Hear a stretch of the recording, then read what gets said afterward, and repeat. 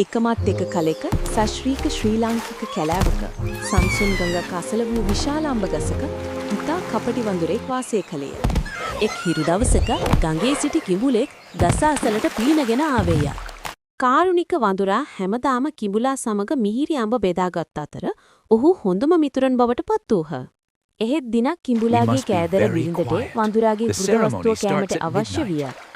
එබැවින් කිඹුලා තම මිතුරාට වංචා කිරීමට තීරණය කළේය. කිඹුලා වඳුරාට තම පිටේ නැගී ගඟෙන් එගොඩ ඇති තම නිවස බැලීමට එන ලෙස ආරාධනා කළේය. ඔවුන් ගඟ මැදට ළඟා වූ විට වඳුරාගේ හෘද වස්තුව ගැනීමට ඇති තම සැලැස්ම කිඹුලා එලි කළේය.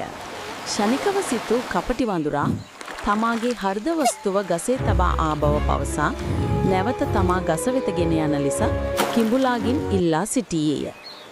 ගස වෙත ළඟා වූ සැනින් වඳුරා ඉක්මනින්ම ආරක්ෂිත ස්ථානයට පැන්නේය. කිඹුලාගේ මෝඩකමට කිනාවෙනි. එදා පටන් වඳුරා තම ගසෙහි ආරක්ෂිතව සිටියේය.